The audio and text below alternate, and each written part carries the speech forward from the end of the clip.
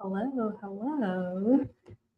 Welcome to our discussion for Unwinding Anxiety, which it's a much longer title. You can see it on the screen. It's a super long title. This is by Judson Brewer, who is a psychiatrist. So he does have some, credentials and accolades behind his name. And I believe this is the second book that this author has written before. And what's interesting, we'll kind of, obviously we'll talk a lot more about the book. That's the whole point of this discussion. But what I thought was interesting was that the first book that this author wrote is actually what inspired him to write this book, kind of like indirectly. Or I guess I shouldn't say that the first book inspired him to write this. I think it was more so the critique and the feedback that he got from the first book is kind of what inspired and motivated him to write this book. So we're going to be talking all about this book. And I really enjoyed this. I know that this wasn't like a super popular book, that a ton of people read, but I definitely, like, after having read this, I think that I would definitely recommend this because there's a lot of information. Obviously, I'm not going to cover every single thing because these live discussions are usually only about an hour, if that long. So we're not going to cover every single thing. But there's definitely a lot of information. And I know that I have a ton of highlights. I'm going to be reading like some excerpts and stuff from the book, just so that we can kind of, again, start a discussion and kind of get you guys' feedbacks and opinions. Even if you didn't read the book, like I said, I'll be reading some excerpts and you can still kind of put your 2 cents in terms of like what you think or, what your opinions are, if you can relate to any of this stuff. There's also a lot of like action moments in this book. So it's not just a book that's talking at you. It is a book that is like telling you things, teaching you things, and then saying, okay, now we're going to take the time to actually apply what we've been talking about. So there are like some action moments where it's like, okay, reflect on this, take a moment to do this, grab a piece of paper and write down this. So yeah, we're going to get into a lot of that. I see the Cool Gamer is here. Hello, Cool Gamer. Welcome, welcome. But yeah, without further ado, I guess we're going to just jump right on in. All of my notes are on my phone because while I do have a physical copy of this book, a lot of the notes that I took for this were on my phone because I had the e-book version, the physical book version, and I also listened to this on audio. So I hybrid read this book. But it was just faster to highlight and take notes in my phone. So most of my notes are going to be coming from here, even though I do, like I said, have a physical copy. So one of the things that I liked about this book was that it was broken up into different parts or like sections. And the way it was broken up was basically like the steps of what you should do. So like it starts with like part 0 and then part 1, 2, and I think 3. And they tell you that in the very beginning. It's not like you find this out as you're going along. Like the author kind of introduces the book and tells you, here's the breakdown. Here's what we're going to discuss in this part, and so on. So I really like that. It kind of set the reader up to have an understanding of like what they're getting themselves into and kind of what they can expect, which I think is really important. Especially you have to think to the audience for this book. This book is all about anxiety. So as an anxious person, it is nice to know, what you're signing up for and kind of have an idea so you can kind of plan and be prepared mentally for whatever it is you're going to be jumping into. So I definitely appreciate the fact that the author did that. Definitely gave you, like I said, like a nice little intro and breakdown of what each step is going to be. And that way also, if there's some things you kind of want to skip around, you kind of like know where stuff is in the book, which I thought was great.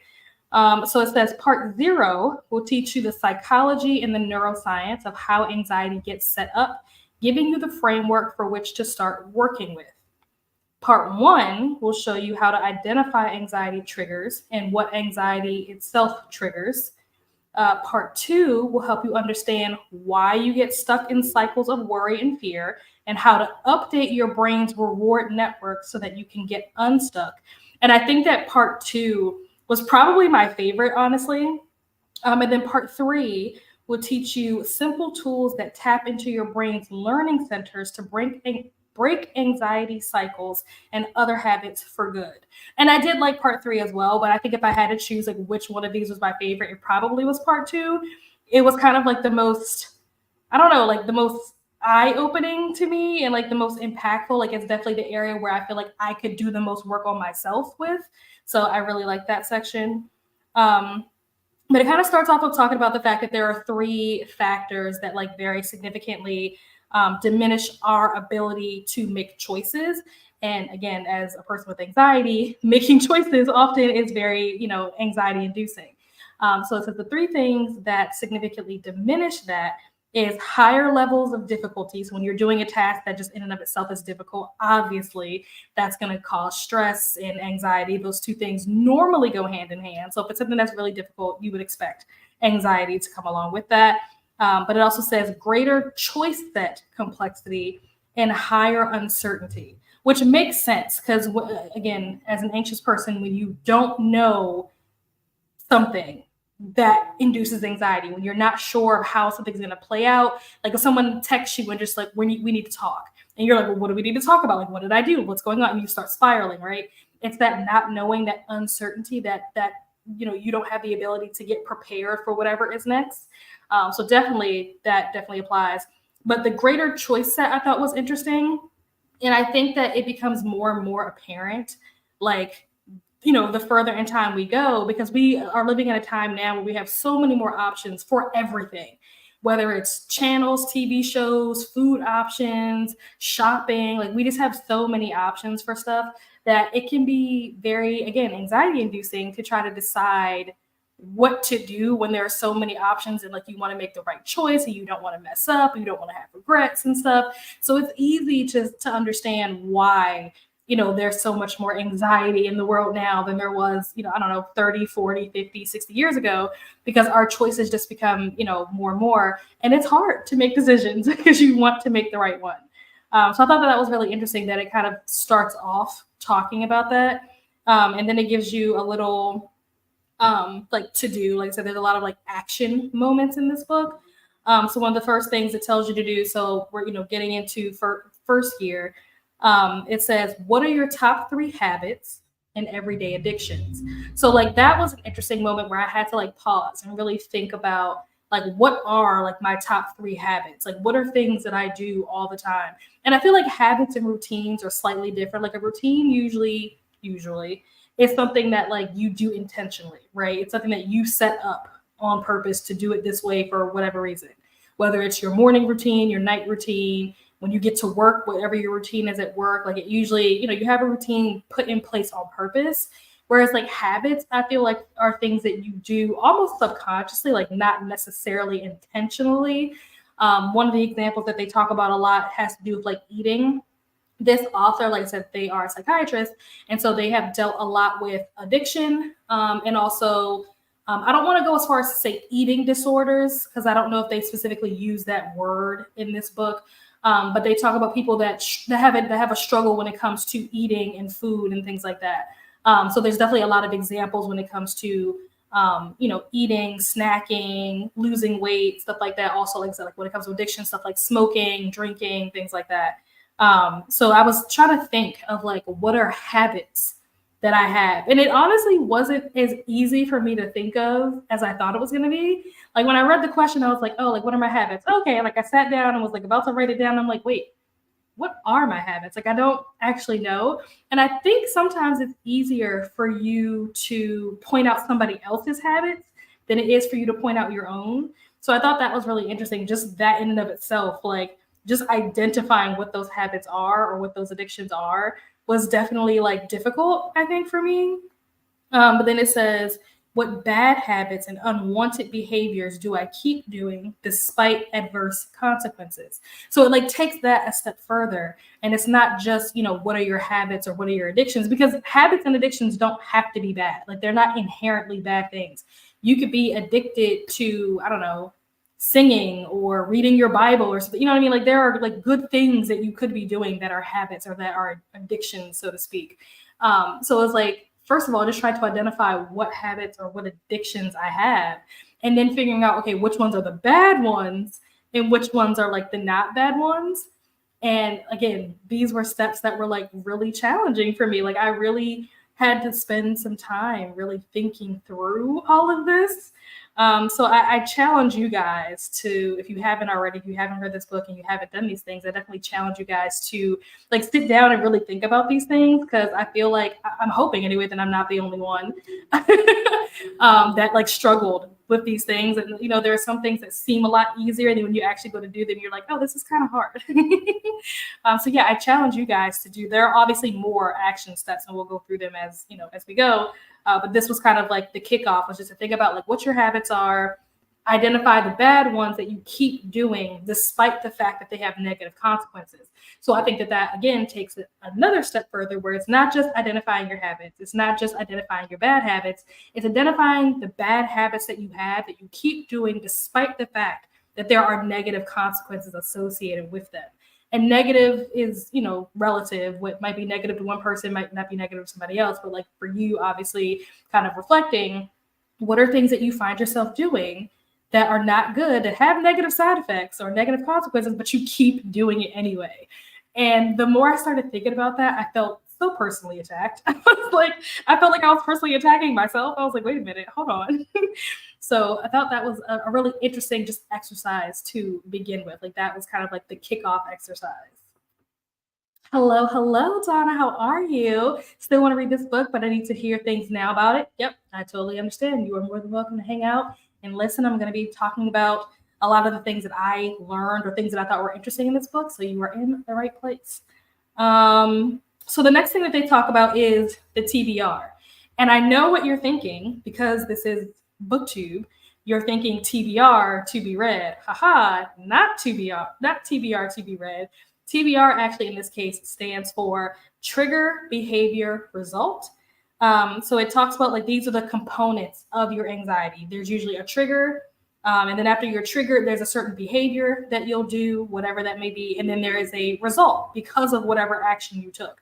So it's kind of like this domino effect. So that's what the TBR is in this book, which I thought was really interesting. That imagine like if anybody else, who's not part of like BookTube or who isn't like a reader, just like a random regular person decided to pick this book up, they would think nothing of the acronym TBR. But here on BookTube, it's just like, TBR, like what are the odds that the acronym would be the same? I'm already feeling called out here. That's what I'm saying. But it's in a good way, though. It's definitely in a good way. But yeah, so it talks about the trigger, the behavior, and the result. That's like the first thing, is just kind of identifying what those three things are. And those things create like a habit loop. So when you're doing these, whatever this trigger is that triggers you to do said action that results in whatever consequence, whether positive or negative, and you repeat this over and over again, that's where you get into your habits, your addictions. It becomes what they call a habit loop. And so they even tell you over the next few days, really sit back and think about what that is. So now, we're getting into the next step.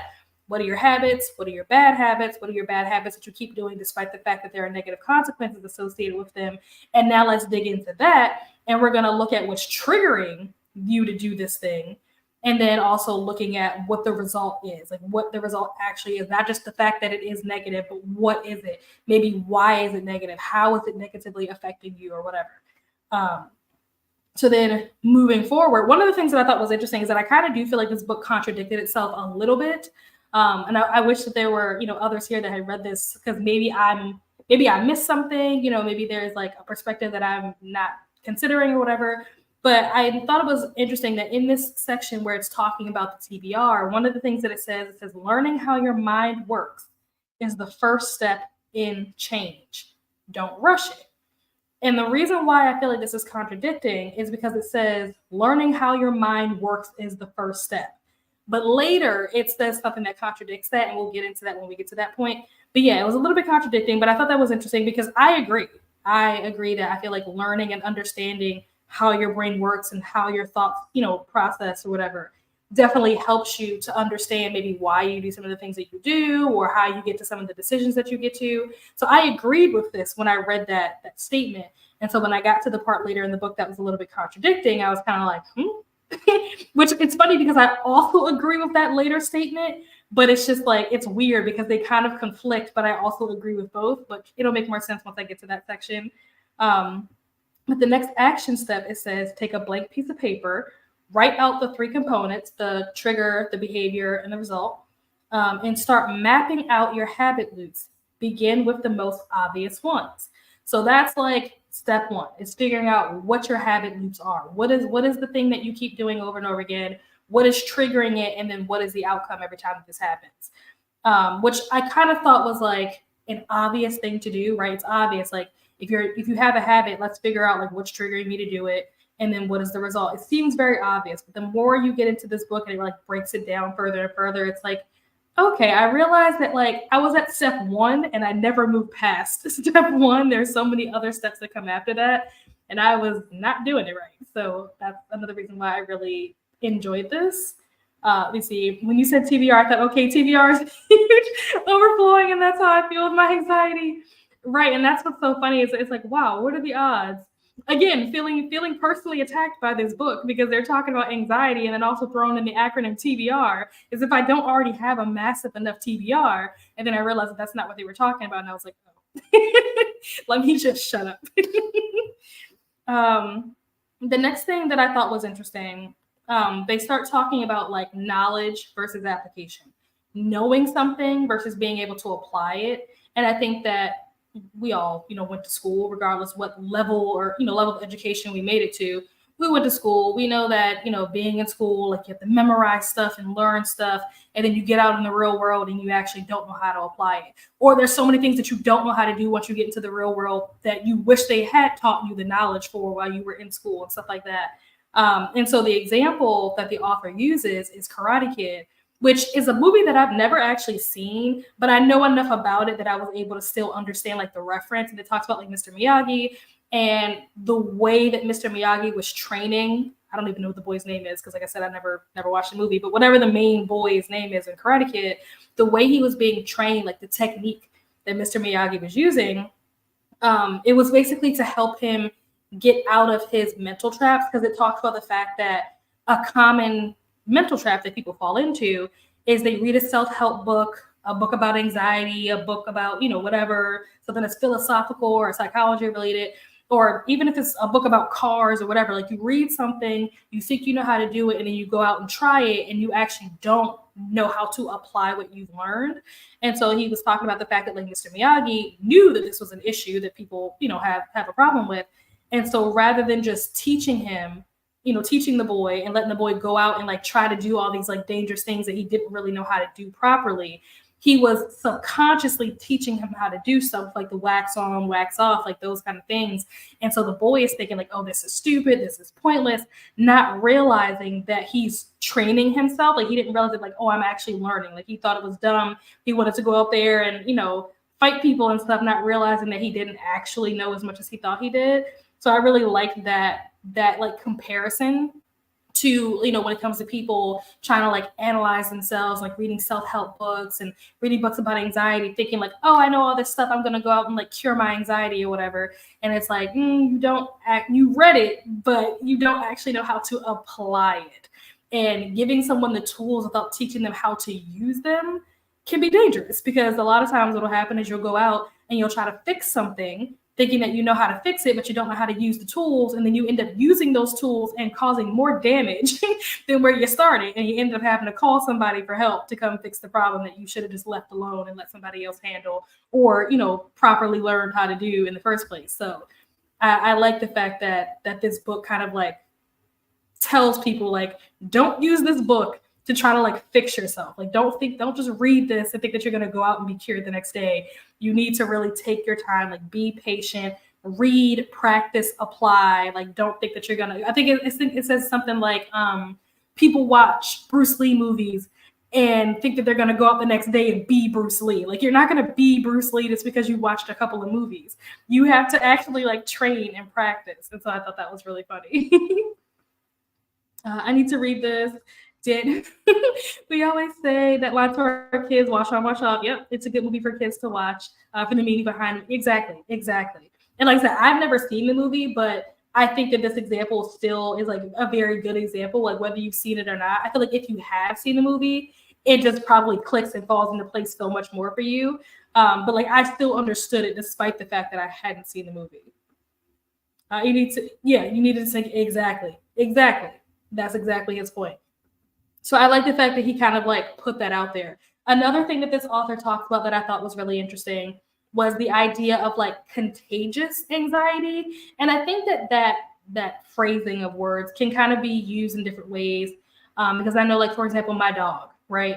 If I'm really anxious about something or I'm running around like rushing, trying to do something, I can tell that like my dog is also like super anxious or whatever. And vice versa. If he's like really anxious, like he'll make me anxious. I'm like, nothing's even happening. Like, why are you acting like this? You're like freaking me out, you know, and it happens with people too. Like if somebody else is freaking out, it's easy for you to start freaking out. But I think in this particular example of him talking about, he doesn't call it contagious anxiety. That's kind of like what I called it in my notes. But the example that he gives, he says, if a patient of mine is getting anxious or worried while in my office, I might catch that social contagion and become anxious or worried, thinking, oh no, this is serious. Will I be able to help him or her? For one, if I start going down the anxiety rabbit hole and my prefrontal cortex has trouble thinking, I might habitually react to my own anxiety and jump in and try to fix my patient as a way to make my anxiety go away. Of course, this usually results in making things worse, as then my patient doesn't feel that I understood him or her. The solution isn't really a good one because I haven't gotten to the root cause of what is making him or her anxious because I was inadvertently focusing on my own anxiety, which I thought was so interesting because I think this kind of goes back to, if you've ever heard the concept of like someone being a good listener, if you've ever heard the concept of like people who hear versus people who are listening, being an active listener, you know, things like that. I feel like that is something that is difficult for people with anxiety to do because if someone else is anxious, that it's contagious. It kind of like gets on you, and then you're worried, you're freaking out. You're like, oh, how do I help them? Like, what should I say? And so then you're not even really listening to what they're saying anymore because you're so busy trying to figure out how you should respond or how you should react in the moment that you're no longer listening to them. And then you end up spending all this time focused on your own anxiety instead of focused on the other person's anxiety. And they're the ones that need help. So I thought that this was like a really, really interesting like thing to bring up in this book.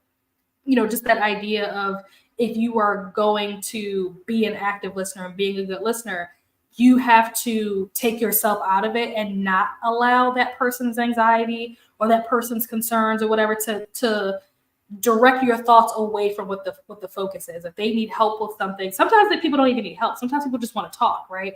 Sometimes they just need to talk through it themselves. They just need to talk to someone, say it out loud, get it out of their system. Like not everybody is always looking for a solution. Not everybody's looking for a fixer. And so when you have tuned what they're saying out because you're so busy focusing on how do I fix this? Because you now yourself are anxious about the fact that they're going through this and you think that they're coming to you for like help. You're not even listening to them anymore. You completely tune them out. And now you're no longer listening. Now you're no longer even giving them the support that they probably came to you for in the first place. And now you've made it all about you. And it was never supposed to be about you. So I thought that was really interesting because I do feel like a lot of people, myself included, are guilty of doing things like this, whether it's with your kids, your friends, you know, peers, whoever the case may be. I feel like everybody is probably guilty of having done something like this at some point. And it's just one of those reminders, I feel like, to be a better, like more active listener. So I like the fact that this author included that in here. Let me see, hello, Mystic, welcome. Yes, exactly, active listening. That sounds like when my daughter gets anxious, or there was a time a few years ago where my husband had a panic attack and it set me off. Exactly. And it's easy for stuff like that to be contagious. Like it's one of those things where it can transfer and you didn't even realize that it transferred. Like sometimes, you know, you think back and you're like, why am I anxious? And it's like, oh, because my coworker was anxious. And it's like, oh, this isn't even about me. Like I'm not even in trouble. I didn't even do anything. Nothing's wrong in my life. I'm just absorbing the anxiety of the people that are around me. So it's one of those things to just kind of be mindful of. Because I feel like when you're not thinking about stuff like that, it happens subconsciously. So just being like more mindful, which mindfulness is something that we're definitely going to get into actually in the next section.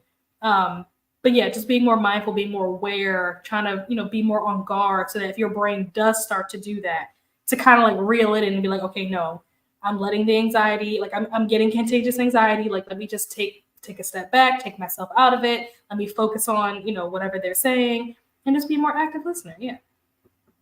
But moving into mindfulness, one of the things I have always personally struggled when it comes to meditation.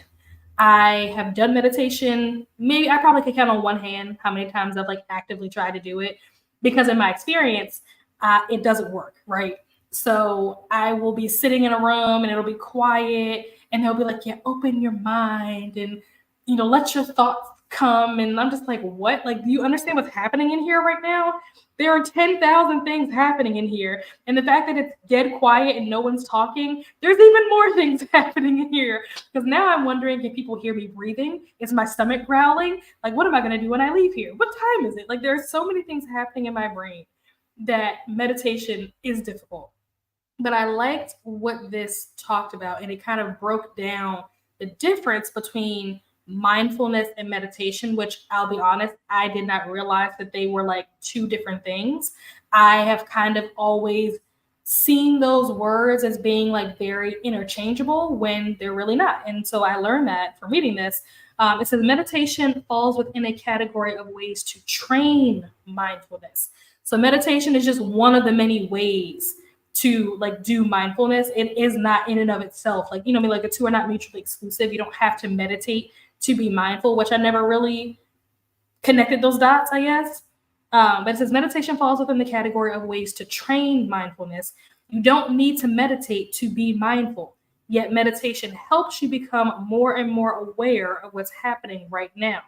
There's a lot of misinformation out there which argues that mindfulness is a special, non-anxious state of mind or merely a relaxation technique, which I 100% can say I am one of those people that thought that. Like, I 100% thought that, meditation or that mindfulness was a special type of meditation, when in fact it's actually the other way around. Meditation is a specific, like, very, small area of mindfulness. So I had it backwards.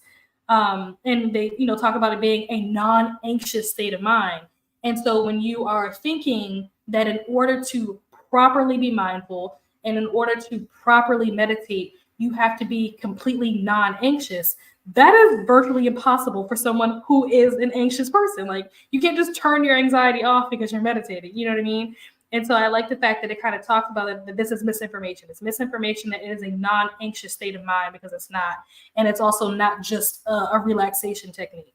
And so it says mindfulness is not about stopping, emptying, or ridding ourselves of anything.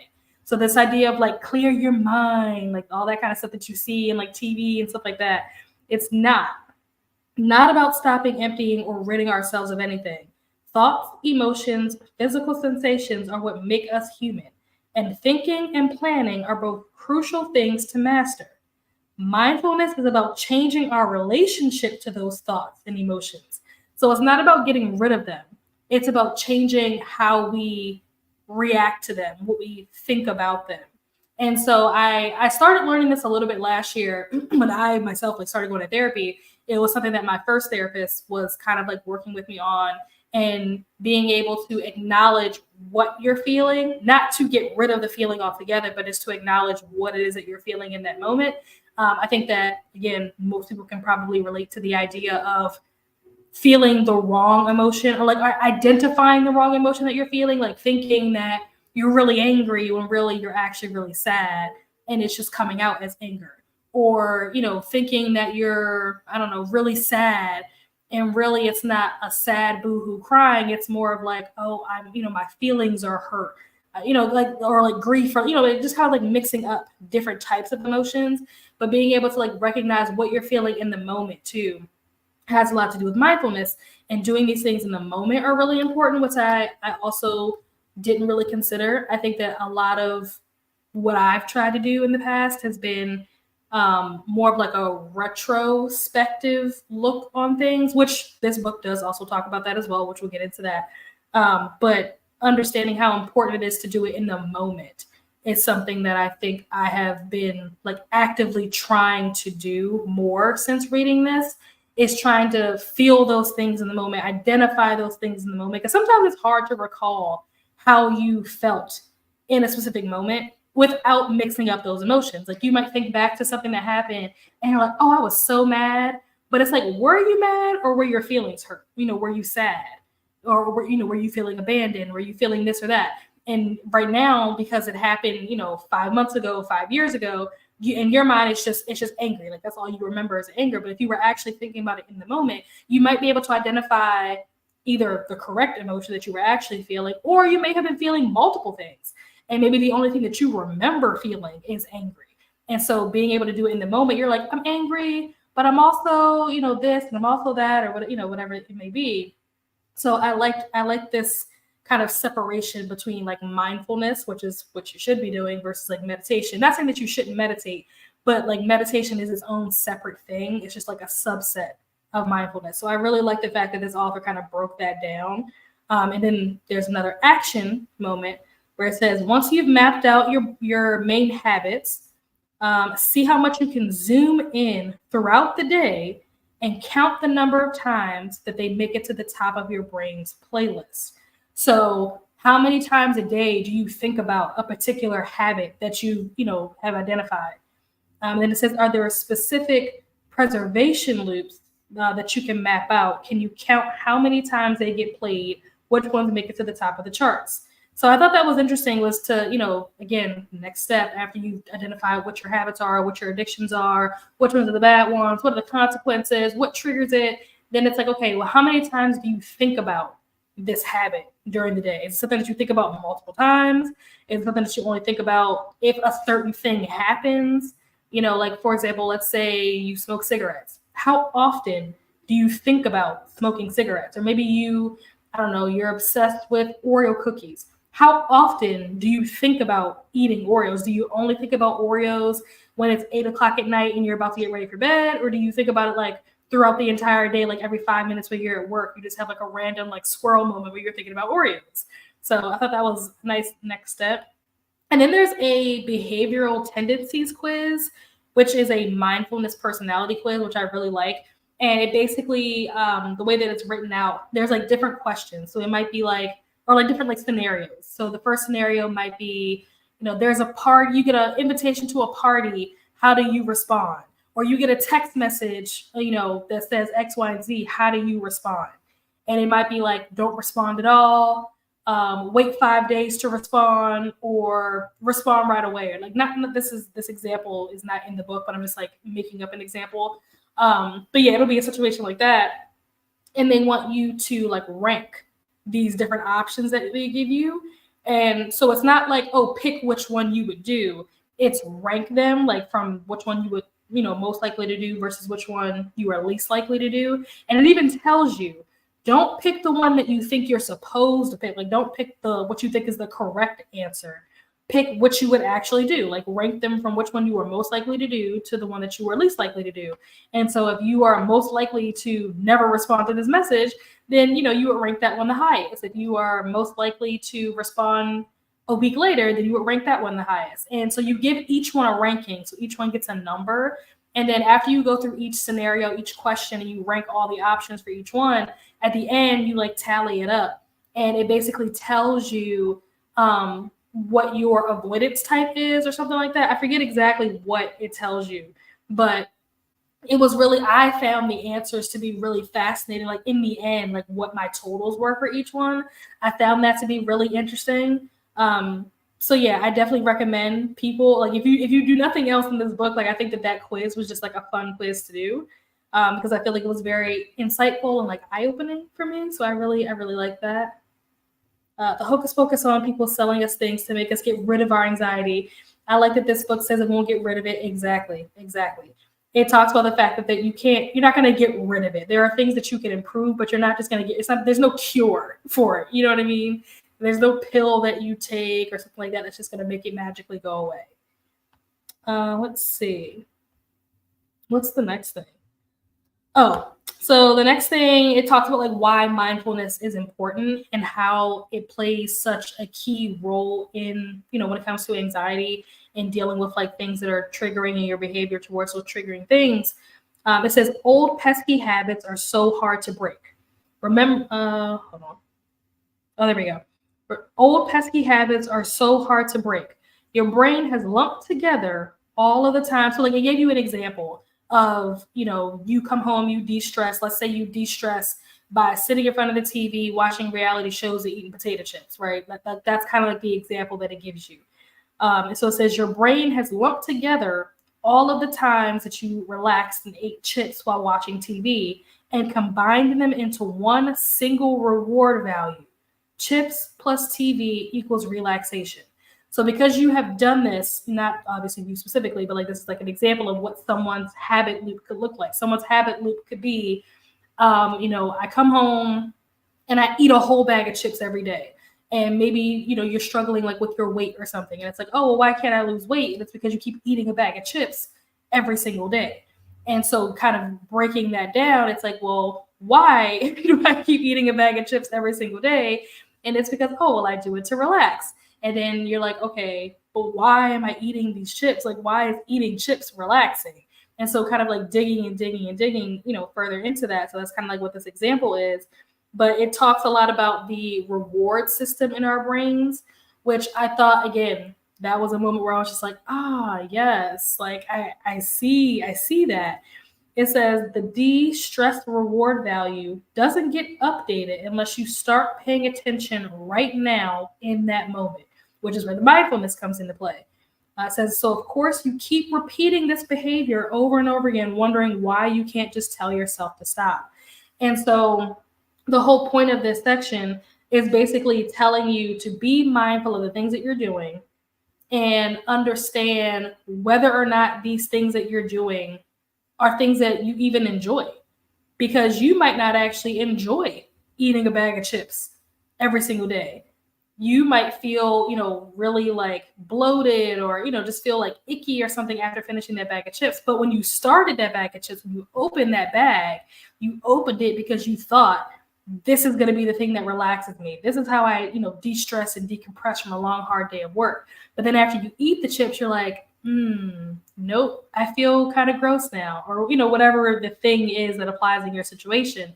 And so being mindful of that, a lot of times people don't really think about that.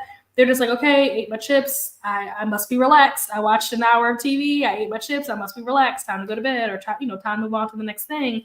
But it's like, if you actually stop and think about it, it's like, did that thing actually give me the result that I wanted? Do I feel less stressed after having done whatever that thing was? And so the mindfulness, again, is something that I have kind of been taking and applying to my life. Like, I was eating, oh my gosh, well, I think it was not like potato chips, but there's like these like popcorn chip things that I'm like obsessed with. And I was eating some yesterday, and I was being mindful, and I was just like, I don't even really think that I like these chips. Not that I don't like them at all, but I'm just like, I don't really want these right now. Why do I keep eating them? And so I ended up stopping and putting them away. And so it's just like those little moments where you're really thinking about, like, is this really serving me? Am I getting what I really want to be getting out of this? Am I getting something positive out of this? And when you actually take those moments to be mindful and really think about that in the moment, and not just subconsciously do things because it's a habit, you start to realize, like, oh, this isn't actually bringing me joy. This isn't actually making me feel any better, or, whatever the case may be. And so it's easier to stop. And they consider that the way that it's talked about in the book, they call that like the award. What is it called? The reward value. So once you update the reward value of this thing in your brain, it makes it easier to stop. When you're kind of just on autopilot and you're just doing things because you've always done them and you're not actively thinking about them, then it's easy to continue doing them, and it's harder to break those cycles. So I really it's one of those things where it's like, once you read it or once you hear it, it's like, oh, well, duh, like, obviously. But it wasn't as obvious until I read it. You know what I mean? It was one of those things where it's like, now that you say it, yeah, it makes sense. But I would have never come to that, understanding on my own without having read this book. So yeah, I really like that. And so this idea of like thinking, does this serve me? Do I feel better after doing this? Did this give me whatever I was looking for? Like, asking yourself those questions. That is what they call second gear. So first gear is just identifying what the habit is, what the trigger is, what the result is of whatever action you take. But then second gear is being like, okay, this action that I took as a result of the trigger, did this action make me feel better? Do I actually feel better? Am I happy? Did this bring me joy? And so that's kind of like second gear. And obviously the mindfulness part is really important, because doing it in the moment helps you to update that reward value more immediately. But he does talk about the fact in this book that you can do this retrospectively, and they call it retrospective second gear, which is thinking back to things that you've done. Could be something that you did this morning, yesterday, last week, 2 years ago, whatever. Thinking back to things that you did and analyzing what you did and like how it made you feel. Did this make you feel better? Did this give you whatever you were looking for? Did this bring you joy? Thinking about it in like the past tense can also still be helpful. So it's not to like give up where it's like, oh darn, like I should have been thinking in the moment. Oh, I wasn't thinking in the moment. Oh well, I guess I just won't, learn anything from that. You can still learn from things even though it's not happening like in that moment, but it is helpful. It is more helpful to do it in the moment. And I like the retrospective, they call it driving in second gear. I do like that because it kind of gives you, I don't want to say hope. I don't know what the word is that I'm looking for, but it makes you kind of feel better that even if you did do something that was like a mistake, you can still learn something from that mistake, which they talk about that. We'll get into that in a second too. But being able to learn things from your past and not always having to be, in the moment. Because sometimes you are on autopilot. Sometimes you are busy. Sometimes you are subconsciously doing things because there's just so much going on in life. Like it's hard to take a step back and, look at the big picture all the time. So it is important to still be able to benefit from looking at stuff kind of like in the rear view mirror. And so the next action thing, it says individuals can be placed on a continuum according to their implicit views of where abilities come from. If you believe success is based only on innate ability, basically what you learn, what you were born with, would fit into the category of a fixed mindset. So if you think that whatever your skill set is based on whatever you were born with, then that's having like a fixed mindset. Then it says, on the other hand, if you believe that progress is based on hard work, learning, and training, you are said to have a growth mindset. And it says, which mindset do you most identify with? Which again was one of those moments where you really have to like pause and like think and reflect on yourself and in your thinking and stuff like that. And being like, oh, like, do I have a fixed mindset? Do I have a growth mindset? Do I feel like whatever you're born with is what you have to work with? Like these are the cards that you're dealt and you got to make the best of it. Or do you feel like, someone can learn or grow or be trained to do a skill that they maybe didn't have, at birth, so to speak. So I thought that was an interesting kind of like stopping point in the book. It says fixed mindset individuals dread failure because it's a negative statement about their basic abilities and a reminder of their inherent limitations. I thought this moment in the book was just like, I was like, oh my gosh, you're so right. I'll read that again. I'll read that one more time. Fixed mindset individuals, those are the ones who feel like you're born with what you're born with. These are the cards that you're dealt and you got to work with them for the rest of your life. And that's all you get. Fixed mindset individuals dread failure because it is a negative statement about their basic abilities and a reminder of their inherent limitations.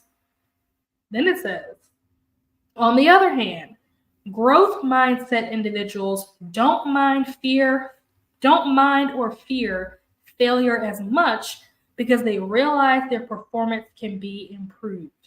And I thought that was, again, it's one of those things where it's like, once you read it, once you've heard it, it's like, well, duh. But it was one of those things that like I never really thought about before, that believing that like whatever you got is all you got to work with. I can understand where it's like, when someone gives you negative feedback, let's say you got negative feedback at work or a bad grade on a test or something, you're like, oh no, like I'm a failure, whatever. But when you are looking at it from the perspective of like, okay, like this just means that there is room for me to grow. There's things for me to learn, and kind of shifting that mindset can definitely impact your, anxiety, which love that. Love that there's an option that you can kind of, switch to look at it. Like it's kind of like glass half empty, glass half full kind of thing. So I really like that. Now, here's the part that I thought was interesting for parents in particular. I am not a parent, but I thought that this was like one of the few statements in the book that was specifically geared to parents and I think could be very helpful for parents, especially parents that have like young children. It says, if parents want to give their children a gift, the best thing they can do is teach their children to love challenges, be intrigued by mistakes, seek new strategies, enjoy effort, and keep on learning. That way, their children don't have to be slaves of praise. They will have a lifelong way to build and repair their own confidence. And I just thought that was so great. Like, it's such a good piece of advice. Like, that is such a, I feel like that's like a very universal piece of advice. I feel like sometimes I hear advice from parents and it's like, I feel like that's something that worked for you, but may not work for all parents. But I feel like this is something that could work for like all parents, mentors, teachers, anyone that's working with like, young children, to teach them to like a challenge and to keep their mind open and wanting to grow and learn. And that way, when they hit a roadblock, when they hit a no, when they get a bad grade, they don't feel defeated. They are looking at it with a more curious mindset where it's like, oh, okay, I can learn something from this. I can grow from this. I can do better, and not just feel like completely defeated. So yeah, I really like that part of the book. And then there's another action moment where it says, take a moment now to see if you can recall a recent habit loop. Map it out in your mind. Ask yourself, what did I get from this? Check to see if you are closing down or judging yourself, which is having a fixed mindset, and instead imagine it as a teacher. So imagine that moment as a teachable moment rather than shutting down and judging yourself, looking at it as like a teachable moment. Ask yourself, what can I learn from this? And feel into those results. So again, the retrospective piece. Then it shifts into the third gear. So we mapped out our loops. We looked at our mindset. We asked ourselves, how am I benefiting from this? How, is this bringing me joy? Is this action actually helping me or hurting me? So shifting into third gear, it says, if every time you start struggling with a habit loop, you think the equivalent of not this again, or I'm not going to be able to deal with this, this is never going to work, then you'll likely add a second unhelpful habit on top of that. So on top of the fact that there's this habit that you are, running into, every time you hit this habit, you are now having negative thoughts about it. That is also another habit that you have stacked on top of it. And so it says third gear is simply bringing a kind, curious awareness to those sensations and feelings that will help you move from a habitual feeling like you have to do something to fix a situation to simply just observing your experience, watching the problems lessen and disappear on their own. So this kind of like brings in all of the stuff that, the book has talked about thus far, where rather than trying to fix something, you're just observing what's happening. It's like, okay, this is what's happening. I'm not judging the situation, and I'm aware, I'm being mindful of what's going on. I'm taking it all in. I'm allowing myself to feel whatever I'm feeling. I'm acknowledging what I'm feeling. I'm identifying what I'm feeling, but I'm not trying to fix it. This is also really important because sometimes when you try to fix things and you can't fix them because not everything can be fixed right away, you get more frustrated with yourself and you create more anxiety and more stress for yourself. So just allowing yourself to kind of just observe and take it all in, be curious. And this is why I said I like the third section, because it talks about curiosity. It says that there is an I curiosity, like the letter I, and then there's a D curiosity, like the letter D. It says in the I curiosity, it sounds for interest, the pleasurable aspect of the hunger for knowledge. And then it says the D curiosity stands for deprivation, the idea that if we have a gap in information, we get restless. We need to know, and in other words, we have a curiosity drive for information that can include a pleasant state or reduce of adverse state. And I thought this was really interesting because I never thought about curiosity being something that was like different types of curiosity. So like the I one, which is interest, which is just like, oh, you're just curious. You just want to know, you want to learn something. Maybe, I don't know, saw something on Discovery Channel. You're like, oh, that was interesting. I think I'm going to look more into that. That's like the I curiosity. But then the D curiosity, which is honestly where I find myself more often than not, is when you don't know something and you're like, oh, like, what is it? Like, let's say, I don't know, you're talking about an actor and you're like, oh, what is that actor's name? I can't remember. And so then you immediately have to like look it up, or otherwise it's going to drive you crazy. So it's like that's more of like the D, where there's a lack of information. You have to fill in that gap, versus I curiosity is just like, I just kind of want to know this, like random. I don't need to know it. I'm not dying without the information, but I'm kind of just curious. I just want to kind of explore and see what I find, versus being like, oh, like there's a gap of information. I need this information. And it could be because, like I said, it either is going to induce a pleasant state or it will reduce an adverse state. But it's like, oh, I need to know this information. There's this gap in my brain. There's something missing. I need to fill it in. And I think that, again, a lot of people are guilty of experiencing that type of curiosity. But both curiosities are good. Like, there is no good or bad one. They are just two that exist that people experience all the time. Then the author goes into like an example. It says, today I felt a wave of panic, and instead of immediate dread or fear, my automatic response was, that's interesting.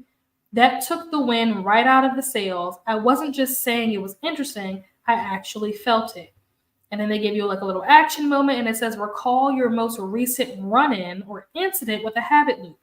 See if you can remember the scene and shift right into your retrospective second gear, which is thinking about how that whatever action you took affected you, like whether or not it brought you joy or brought you whatever it was you were trying to do. Excuse me. And then what did that urge to go ahead and do it feel like? It says check in with your body. What sensations did you feel? And then they give you like a list of sensations to choose from, and you can kind of like check them off. So it might be like you felt constricted or confined. You felt tight. You felt closed in.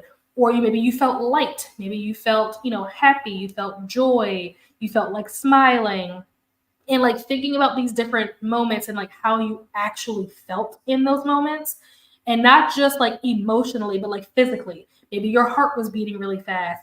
Maybe, you were tapping your pen, or, you were shaking or something. Like, what are the physical things that are happening? Maybe you were blinking a lot. There's just different things, like being able to take, again, that step back and kind of like really evaluate what you were feeling in that moment to help you kind of process that and like break that down, which I thought was really cool, because having that curiosity, it kind of like also takes you out of that anxious state. And so it kind of gives an example of like being anxious. Think of like a situation where something was going on, you were really anxious, worried, didn't know what was going to happen next. And when you take yourself out of that moment and you start, instead of thinking about the thing that you were anxious about, think about how you were feeling because you were anxious, and you start going, oh, my leg is shaking a lot, my I'm playing with my phone, or I'm twitching, or whatever it is that you're doing. I'm breathing really hard. My heart is beating really fast. When you start like thinking about those things, you're almost distracting yourself from whatever it is that you were actually anxious about. And especially if it's a situation where you're anxious about something that you don't really need to be anxious about, because I know that we all have that issue where we're anxious about things that we don't really need to be. We just are that way. And so we feel like we can't control it. It's just like a natural thing that happens. You kind of distract yourself from that by being observant of what's going on. You could even like observe stuff that's like happening in the room. What color is the floor? What color are the walls painted? What sounds do you hear? Are there people talking? Are there birds chirping or whatever? Just kind of like being observant of the space that you're in, the sensations that you're feeling in your body is like a way for you to kind of distract yourself from whatever it is that you're anxious about. And then before you know it, those feelings will kind of start to dissipate because you're no longer anxious about that thing, because you're not even thinking about that thing anymore. You're thinking about, what sounds you're hearing or what color the floor is and stuff like that. So I thought that was like a really cool like technique to try to use. And I definitely have like implemented that different times. Don't get me wrong. It's not something that you can just try right away and like, oh, like this is the fix. Now I know how to get out of, my anxiousness. Like, no, it doesn't always work. I can definitely say firsthand that I've tried this a couple of times last week in particular, this past week that just ended, tried it a couple of times. And there was at least like one or two where it did not work. Like my brain was just spiraling, but I was just like, you know what? Like, that's okay. Like it talks about like being patient and not trying to fix things. So it's like trying the techniques, seeing what works, seeing what doesn't work, being patient with yourself. Practice makes perfect. And in the same way that you develop these bad habits, it takes time to develop good habits too. Like the bad habits that you have aren't things that you just did overnight. They are things that you were probably subconsciously on autopilot doing over and over again. And then suddenly it just became like a part of your personality, And so the same thing goes for kind of creating those good habits and breaking those bad habits, is that it's going to take time for you to kind of, do it over and over again. And it's harder now because you've developed things that you're used to doing that you now have to stop doing slowly, and also, interweave in like a new thing to do. It also does talk about too, not trying to merely replace one habit with another. Like I said, this author is a psychiatrist who works a lot with like addiction patients, and so they know that like that is a very common thing, is to replace one addiction with the other. But this book is more focused on not replacing one with the other and just learning how to manage and slowly over time break habits using like these techniques.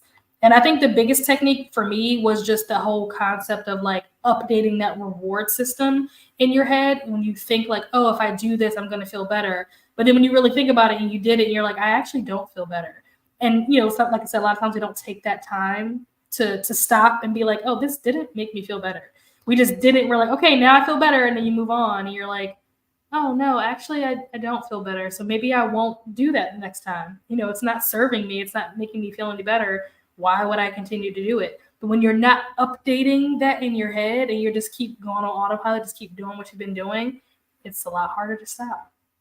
So yeah, that's kind of like a very quick and dirty of the things that like I took away. There's still a lot more in this book, but I feel like even just those like major points, like the first gear, second gear, third gear thing, the mapping out your habits, figuring out if your actions are actually making you feel any better, being mindful of how you're feeling in the moment, using techniques to try to take yourself out of that anxiety, whatever. That in and of itself is a lot, but there's still even more in here. And I think I was talking about in the very beginning when I first started this live, talking about like how his first book or the critiques that he got from his first book inspired this one. And so he talks, I think it's in the author note at the end. He talks about the fact that he wrote a book. I forget what it's called, but he wrote a book and he got a review. I don't know if the review was on Amazon or Goodreads or where it was, but he got a review.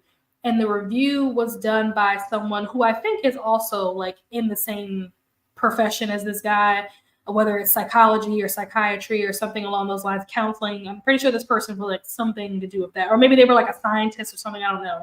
But the critique that he got was the first book basically broke down a bunch of stuff to you, but it didn't actually teach you how to deal, like what to do with it. Okay, now you know all these things, but like, how do I don't want to say fix it because you're not supposed to try to fix it. But it's like, how do I make it better, right? What can I do? Like, what steps should I be taking? And so the critique that he got was like, this is a really great book that illustrates a lot of like science and a lot of, research and stuff. But in terms of like, what steps should the people who are reading this book be taking, that wasn't there.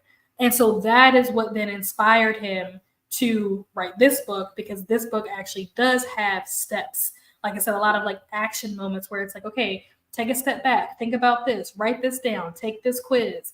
And so I thought that was really cool that he kind of took in the feedback that he got, the negative feedback that he got from his first book, and kind of used that to inspire his next work. So I thought that was really, really awesome. But yeah, I highly recommend this. I see that Kiana has joined us. Ooh, my mouse is stuck. I think this was when I was talking about the parenting advice. So yes, Donna, I completely agree with you. And hello, Kiana. How are you? But yeah, I definitely recommend this. I think that, again, this is not a cure. This is not going to cure your anxiety. Or if you know someone with anxiety, don't be like, oh, read this book. This will fix you. Like, that's not how it works. But I do think that there are some really good messages and like concepts and techniques and things that are in here that I know were definitely very helpful for me. And they are things that I think about. Like, I think about this book a lot. I finished this book maybe like 2-3 weeks ago or something, but this is one of those books that like I still think about the stuff that's in here. Like, I still on a daily basis, like I said, like literally yesterday I was eating chips and I thought to myself, like, is this making me feel better? No? Okay, let me stop. Like, just taking these little like, techniques from the book and like trying to apply them in my everyday life is something that I have found honestly beneficial. I really think that I have, and it's definitely gotten me to look at certain things differently in the last couple of weeks, kind of have some realizations that I would not have had if it weren't for reading this book. So I definitely recommend. It's not, a catch-all, but it is definitely a good place to start. If you're looking for a place to start, I would recommend this. I really would. I just used something you said to my it's very applicable. Like, if you are reading this book and like you're taking notes, like when I annotate, a lot of the times I have different colors for different things. So I use blue in this particular book. I use blue for just general stuff that I like, just informative things that I didn't know. Now I know, like all that stuff is highlighted in blue. And then when it came to like the action moments, like things that I needed to do, or I needed to like reflect or write this down on a piece of paper or take this quiz or think about a time when X, Y, and Z happened, I highlighted that in purple. And then the stuff that I found really relatable, because he gives you examples of like clients that he's had and things that they've dealt with. And so when there is a client that, not necessarily a client that's dealing with something that I can relate to, but in the way that they're dealing with it, like, oh yeah, I could see, because when I do da da da da, I do X, Y, and Z, and that's kind of similar to this situation. I highlighted those things in green so that I could easily go back to the book and see like what were the things that I found relatable, green, what were the things that I need to like do or like practice, purple, and what were the things that I learned, like just definitions, acronyms, stuff like that. Like that stuff was in blue. And so if you're really reading this and like trying to take something away from this, there's definitely a lot that you can take away from this. I honestly feel like I could probably read this again and take away stuff that I didn't get the first time. Like I think this is a book that you probably could even reread. But yeah, I enjoyed this. I definitely enjoyed this. I recommend it for sure. She's stressing and anxious about something she needs to do in school. And I told her, I'm listening to someone talk about the book they read. And they said about maybe you need to talk. Yeah. And she may need to talk about it. She may not need like to fix it, right? She might just need to get it out, just need to express it. And that's another thing. I don't think I talked about this, but in this book, another thing that he talks about is that when we are feeling anxious, because we are animals, I know that a lot of people like to pretend like humans are not animals, but technically, like scientifically, we do fall under the animal kingdom. But animals, and I think the examples that he gave, I know he gave the example of a zebra. I forget what the other animal was. It might have been like a dog or something. I can't remember. But I know one was a zebra. And he says that those animals, when they are feeling anxious or whatever, they have to like kick, like zebras like kick. I guess probably horses do the same thing because horses and zebras are, similar. So I imagine that if you have been around horses, then you probably could still understand the reference that he's using when it comes to zebras. But he said that when they're feeling like that, they have to like kick to like shake it off. And so it's funny because I never really understood that, not for the zebras, but like for people, when people are like stressed and they'll like shake their head or do something like physical, I'm just like, what are you doing? Like what is that? But then realizing that like, oh, like this is like a normal thing that like humans do as well, because like I said, we are also animals. And so sometimes you need to physically like get the anxiety out or get the stress out or like shake it off, not to reference Taylor Swift or anything, but like sometimes you have to like physically like do something to get it out. Because sometimes it can be screaming, yelling into your pillow or something, but it can be different ways. And sometimes we do have to actually physically express what we're feeling, because keeping it inside is, for lack of better words, like kind of toxic. So obviously you don't want to express it in a negative way. You don't want to go around like punching people in the face. Like that's probably not the way to go. But sometimes we do have to physically express that. And that could be by talking. Sometimes talking to someone is the way that you are physically getting it out of your system. Or it could be maybe you go to the gym. I hear it all the time. Like guys will say, especially, not saying that women don't say this either, but the people that I know that have said it have all just by chance been male. But they'll say like when they're stressed, like they go to the gym. And I never understood that. I'm just like, to me, going to the gym is stressful, right? So for you to tell me that when you're stressed, you go to the gym, to me, that's stress on stress on stress. Like that, I don't understand that. But I know for other people, like, again, you have to physically get that out. So if that is what you need to do, then it makes sense. But for some people, it may just be talking about it. Just talking to someone, just getting it out can be equally as effective. Not get it fixed, but maybe just talk to one of your friends that has gone through what you're going through, and talk with them, or one of your other friends, or your father. Yeah, exactly. And I think that that's good too, Donna, that you recommended talking to someone. Like that in and of itself was good, but also kind of recommending someone that wasn't yourself. It wasn't like, oh, I don't want to help you, but also understanding that you maybe aren't the best person because of that whole like contagious anxiety thing, and wanting your daughter to get the help that she needs. It will be difficult for her to do that if you're the person that she talks to, because now you're dealing with the anxiety. And then everybody walks away still just as stressed out as they were before they started. So I think that that's really good too, that you were able to kind of be like, I think you should talk to someone, but I don't know that I'm the right person, or at least not right now. Maybe, after you read this book. Also, this is not sponsored. Like, I don't want anybody to think that like I'm getting paid or something to promote this book. I just really liked it. But yeah, like maybe once you read this book or, whatever, you can develop those skills and stuff. And then you can be a really good listener, and you will be able to talk with your daughter without having that like energy transfer, that anxiety transfer. So that's something to look forward to. Meaning I know I am exactly, and would take all of the exactly. Dancing, yeah, that's also a way to do it. That's for sure. Dancing is definitely, and it's a positive way too, where it's like you're not hurting anybody or anything like that. That is a great option. We would be. I mean, at least though, right?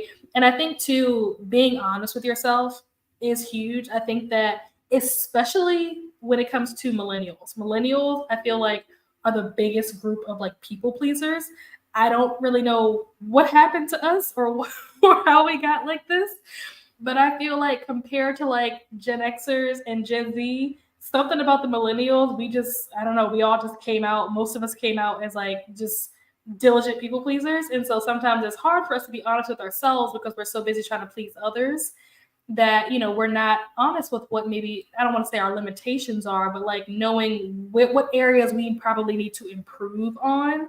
And so we just think that we can do everything and we want to do everything because we want everybody to be happy. But being able to take that step back and be like, you know what, I don't think that I'm ready for this right now, I think is a huge step. And also it's a good step to be able to figure out, okay, I'm not ready for this right now. Maybe I need to do something so that I can get ready. But if you just always are just like, oh, I can do everything, like everything's great, then you never are developing your skills or improving on yourself. I mean, you might hurt yourself if I mean, this is definitely possible. I actually have hurt myself dancing. To the point where this injury was almost 10 years ago. It was 2015. I injured my knee. I was a marching band dancer. I injured my knee. Injured my knee in 2015, and I still have knee problems to this day. So you are correct. It is possible to injure yourself or hurt yourself if you dance too hard. But I mean, if you had fun doing it, maybe you get into your second gear, right? You're retrospective, and you're like, did this bring me joy? And it might have. It might have been worth it. I guess I gotta buy this book. I can use some help. Yeah, I recommend it. I really do. I think that there's a lot that I learned, and I think that unless you're like an expert where you're already like very in tune with your anxiety, or you've been going to therapy for a while and things like that, where you have like a good grasp on it, I do think that this is a really good place to start. And like the steps that are in here are steps that are like pretty easy. Like these are things that you can do on your own time. Like it's not like you have to pay someone or anything. Like I said, this book comes in all the different formats. You have a physical copy. I have an ebook. I had the audiobook. I got it from Libby. So you don't have to, if you don't want to, you don't have to invest any like money in this at all. If you can get it from your library, take your notes you keep with you, the library book you return, and you've spent not a dollar. I've been dealing with it for years, but having an extra reading to help. Exactly. And I think sometimes it's just good to have like that reinforcement. I think it's good to have like reminders sometimes. Like sometimes something, but you forget because they say if you don't use it, you lose it. So if it's something that's like, oh, I have this knowledge, but I'm not using it, it's easy to forget that you even knew it in the first place. And so having books like this where you can go back and like review, and like I said, that's why I highlight in specific colors. I can always go back to the purple stuff and be like, oh, like let me try this. I haven't done this in a while. Let me do this exercise. Or looking at the definitions, like, oh, I know what this word means, but I can't remember. I know that I highlighted in my book. Like, let me go check my blue highlights so I can see, remember what it was or whatever the case may be. So yeah, I definitely recommend. But like I said, there's definitely more in this book. I'm trying to think, is there anything else that was like important that maybe I didn't touch on yet? Let me see. Let's go to my color-coded notes. Mm-hmm. Ooh. It says, if we take the approach of trying to avoid triggers, not only is it nearly impossible, but it doesn't get at the root cause of the problem. We have to learn to let go of the past and focus on the present because we can work only with what is here right now. Habit loops that we are acting out in the present moment. Each time we get caught in a why habit loop, we burn ourselves a while at the same time trying to add more fuel to the fire. So this was probably the section that was talking about asking the why. I know I said earlier that there was some contradiction in this book. And one of the things that I thought was a little bit contradicting in this book was that in the beginning, it says something along the lines of, I think I wrote it down. It says something along the lines of understanding how your brain works is the first step. But then later in the book, it says, don't get caught up in the why.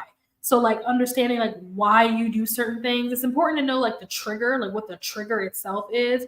The trigger could be, I think the example that they gave was you see cake and now you want to eat the cake versus somebody else might see the cake and because they're not hungry, they have no desire to eat the cake. Someone else might see it and for no reason, like they could have just eaten a full 5-course meal. They still want that cake because they see it. So the trigger itself is the cake. Now getting into the why, it's like, okay, well, why is it that when you see a piece of cake, you feel obligated to have to eat it, even though you already had, a full meal? And so delving into the psychoanalytics behind that, why cake is a trigger, it talks about not getting caught up in that, which I think is good. Like, it's an interesting point. And that's why I said I agree with it, even though it kind of conflicts with the first point. I agree because I do think that you can get so caught up in the why that you're not actually doing anything about, like, it is what it is. Regardless of why you are this way, you are this way. And so the important part is figuring out, what do I do about it? How do I deal with it? Going back and trying to figure out how you got like this, what traumatic event happened in your childhood that led you to this, isn't going to fix the problem. You know what I mean? It's not going to make anything any better. And so sometimes people get so caught up in the why that they're not taking the proper steps to, better themselves. They're just stuck in the past. So I think that's what this passage was kind of like, expanding on, was this idea of learning to let go of the past and focus on the present and not focus on why we are triggered by stuff, but more so just what the triggers are in general. So I like that. See if there's anything else that was on here that I highlighted that I thought was really interesting. Okay, here's one. It says interest plus knowledge plus experience equals enjoyment in writing equals flow part of the equation is true. So this is basically him talking about he was procrastinating. I think he was talking about like when he was writing this book or when he was writing the first book. He was procrastinating and he couldn't figure out like why he was procrastinating. And then he realized that the reason why he was procrastinating was because whatever he was trying to write about, because whatever book he was writing, it was about something different. And he was struggling to write it. He was procrastinating a lot. And then he realized that the reason why he was struggling to write the book was because he was writing about something that he didn't really have an interest in, something that he wasn't really passionate about, something that he didn't even really know a whole lot about. It was something that he was writing about because he felt like he needed to or had to, whatever, but not really because he wanted to, if that makes sense.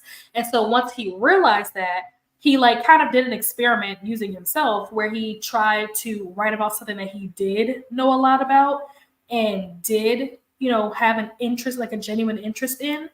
And he like went to town.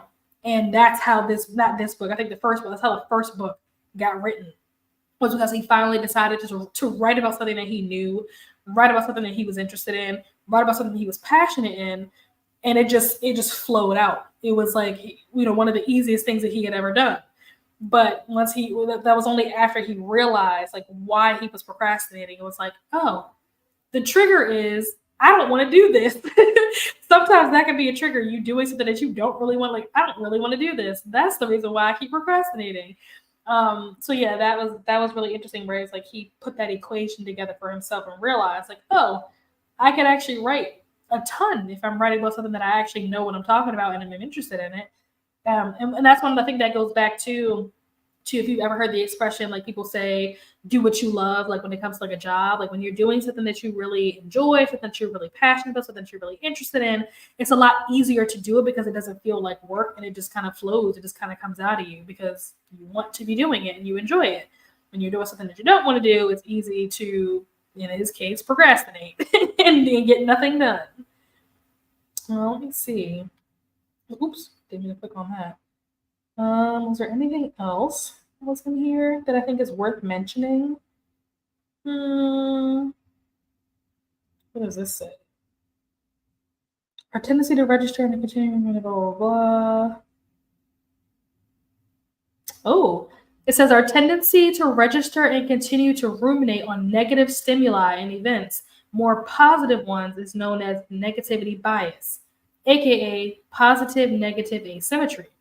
That's why the string of rebuke is felt more powerfully than the joy of praise. Huh. I didn't even realize that I highlighted that, but I did. But it basically says that the negative stimuli like sticks with us more, which I think is so interesting. Especially when we're living in a time that is so like social media and reality TV focused. It's like, oh, that makes so much sense. Like, why does everybody watch, like, not everybody, but why do so many people like watch, trash TV? And but it's because the train wreck, for some reason, like that negative stimuli for some reason sticks with our brains more, which isn't any like fault of our own. It just is how we are designed for some reason, how our brains are designed, which I think is interesting. Let's see. It says this is especially important for habitual self-doubters who quickly move on from those rewarding moments because our overscheduled and hectic lives, when we lack danger at our doorstep, we often quickly move on from the good so it doesn't register in our brains. So basically, when good things happen, there's no danger there. So it's less likely to stick with us. But when negative things are happening, there's a danger associated. Maybe not like, oh, I'm going to die kind of danger, but it could be, oh, like I might get into a car accident, or oh, I might lose my home, I might get fired, or I don't know, whatever it is, for you, for your situation. But there's some kind of like negative danger associated with the bad things. And so you're more likely to remember it versus when something good happens, there's no like danger associated with it. So our brains don't like stick with it as long. It kind of is like in one ear out the other, like it happens and then we move on. Versus when something bad happens and there's danger, it's like, oh, I'm going to remember this moment where I was afraid forever because I don't ever want this to happen again, kind of thing. So yeah, that's definitely relatable. Like I just found out the difference between anxiety attack. Yep. And they talk about the difference between a panic attack and panic disorder. That is something that this book also talks about. I'm not going to get into that here on this live, but if you're interested, they do talk about that in here as well. Panic attack versus panic disorder. There is a difference. Anxiety lingers and panic attack happens right away. Yep. I think it will be putting this book. I agree. I would love for you to read this and then we can talk about it again once you've actually read it. Because I definitely want to hear your thoughts and whether there was anything that you took away from this book that maybe I missed or things that you found really helpful or whatever. I think that would be, really, really cool to hear your thoughts on it, Donna. You were absolutely welcome. But with that, I usually try to do an hour. I've been here for an hour and 20 minutes almost. So I'm going to wrap it up. I'm going to let you guys go and enjoy the rest of your Sunday, or if you are like in Australia or somewhere, maybe it's already Monday, but I'm going to let you guys go. I will be back on Wednesday. You guys already know, Wind Down Wednesdays, 6 p.m. Eastern time on Wednesday. So I will see you guys there. I have some announcements that I will be making. There's two in particular that I will be making. So I'm excited. There's another one that I'm going to be making that's kind of related to like my channel and content and stuff. The other two are like personal announcements, which I'm very excited to share. I'm so like this weekend, I've been like so excited for Wednesday. Wednesday in particular, I'm very much looking forward to because one, I normally have my therapy sessions on Friday and I had to move my therapy session from Friday because my exam was on Friday. So I'm excited for Wednesday so I can talk to my therapist because I have so much stuff to tell her. But also I'm excited for Wednesday because I have stuff to tell you guys. So I will see you guys on Wednesday at 6. Thank you guys so much for being here. If you guys do decide to pick this up and read it, let me know, like message me, Instagram or Discord or wherever, pop into a sprint, whatever the case may be. Let me know what your thoughts are, how you're liking it, if there's anything that you are going to take away from this, anything that you learned from it, anything that you found insightful. Definitely let me know so we can chat about it. But yeah, with that being said, I will see you guys on Wednesday. Bye.